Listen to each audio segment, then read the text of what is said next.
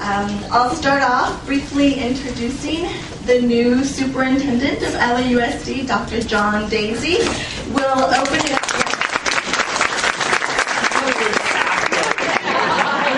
A year from now. We'll open it up with a few questions, and then I hope to also have an opportunity to give folks in the audience to also ask some questions of Dr. Deasy. My name is Angelic Solis. I'm the Executive Director for the Alliance for a Better Community. I think I've had the privilege of knowing many of you here and working with many of your organizations. For those of you that don't know who Alliance for a Better Community is, we are a policy and advocacy organization. We were founded a little bit over 10 years ago to address education, health, economic development, and civic participation in the Los Angeles region.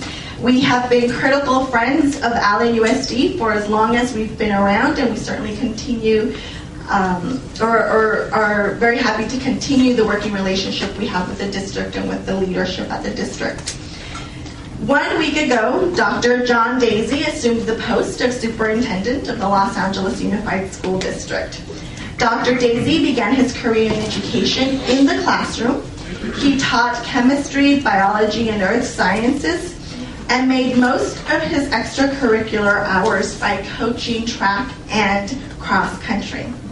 He served as principal for the Lake George Junior and Senior High School in New York and for the Coventry High School in Rhode Island. Some of us first learned of Dr. Deasy when he was named LAUSD's Deputy Superintendent last year in June of 2010, but he cut his teeth starting in 2006 as Superintendent and CEO of Prince George's County Public Schools in Maryland, the 18th largest school district in the nation. He was also superintendent locally at the Santa Monica Malibu Unified School District and in Rhode Island at the Coventry Public Schools in Rhode Island.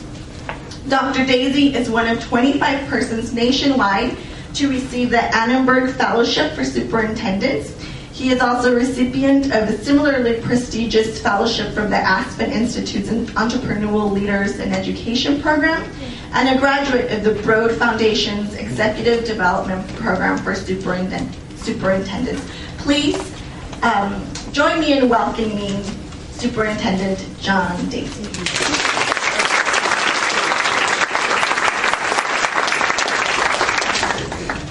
So, Dr. Deasy, you joined LAUSD at a time when many would consider it a very difficult time for the district, for the state, very critical time in the state of education. What is your vision for the district during your tenure, and what role would you say community groups, many of the folks in this audience, have in that vision? So a couple of pieces. One is just to round out my introduction. So I have 3 wonderful children and a spectacular wife. I never forget to mention that because they seem to be left out of the rest of my life, so I want to at least recognize them, which I appreciate. And they do deserve a clap. And would you please call me John? So we work together. This is very much an alliance. So let me respond to a couple of questions. Yes, a couple of things we're missing in the recruitment packet, such as a complete financial meltdown in the state, 9 unions with a contract that's open. Some of them, we're not feeling the love, but we're going to get there. The fact is that the state systematically has underfunded its public schools for at least the last 24 years. The ratio of how we fund prisoners versus how we fund kindergartners is off by magnitudes of 19, and it's insane. The data is stark. It couldn't be more dead serious. So approximately 1 out of 2 youth do not make it through our high schools. And we have a 4-year cohort graduation rate that hovers about 53%. We have 9th grade algebra proficiency rates that hover about 9%, which is like 91% of the youth actually don't pass algebra in 9th grade. A through G is I think everybody in the room understands A through G. It's if you actually take the A through G curriculum courses and you get a C or better, you are UC eligible for admission. The 26% of current students in our high schools are on track for an A through G diploma. And it's just a whole fundamental civil rights conversation, which I suspect we'll have this morning. That's an abomination. So I took the job actually very sober, knowing this. And this is where the work is. This is why it matters. It matters enormously in Los Angeles, more so, quite frankly, than any other place in the country. And like everybody wants to say that and feel good about their town. The reality is it's dead serious here. We don't have a large urban center that has shown the way. We don't have one that has built the third way forward with labor. I only work in labor communities, no matter how hard the struggle. We haven't had one where it's actually an all kids agenda where we're dead serious about what all kids means, and where we are simultaneously, not one or the other, but at the same time, increasing student achievement and closing gaps. And that's kind of what matters. So that is the work. That's why I've come here. That's why anybody who's joining this team needs to be dead serious about this issue and will only remain employed if they're going to act out of the value set that every single student, not most, not some, not the majority, but that every single student can and will achieve at high levels, which is vastly different than the way we act today, and that we're going to hold ourselves very accountable for both doing the work, execution, and getting results, performance. So I love the work. I love doing this work, but I have no illusions about how difficult it is. So while we painted some of the data as to why it might be difficult, take a moment and scratch on the surface a little bit and have some honest discourse about why it is difficult. It's an enormous bureaucracy. I don't need to give you that data sheet, but we serve more meals than the U.S. Army does. We have more covered roof space than any organization in California. We maintain a massive infrastructure of transporting people, caring for people, cleaning, washing floors. Our payroll alone is an astonishing amount of technical delivery every 2 weeks. So it's an enormous enterprise. And we are concluding the largest public works project in the United States in terms of building facilities. We still have yet to open 30 schools, and we will have built over 100 new campuses in a short period of time, and we have to maintain those. Then we start on the renovation of the system where schools do not get built. And for all of that, we do a very good job, an excellent job at the things that bureaucracies do. We monitor, we have a command and control system, we audit, we regulate like no one else's business. And we do those things because in some ways we must do those things. Someone had to be regulating the output of the second largest distribution of Title I funds in the country, hundreds of millions of dollars, an $8 billion budget. We don't do, however, is serve so well. It's a bureaucracy that's not agile. It's a bureaucracy that is not forward school facing because we haven't been trained to do that. That's going to be an enormous challenge and opportunity.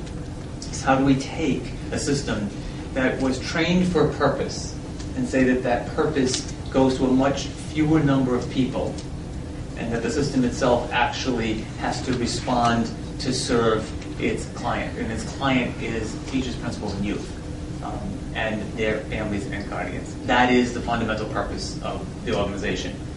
That's a wholesale retraining of how we behave and how we're going to hold ourselves accountable. And I want to move into your second question, which was, how do community groups help around that piece? There is no illusion whatsoever that we think we can do this alone. It's not going to happen. The idea of stop giving lip service to wanting to be good partners with parents, be a good partner with parents. That's not something that is easily done. Systems really struggle bringing people inside who are unhappy. By and large, I think we would just love parents to show up at school, drop cupcakes off, say nice day, and head home.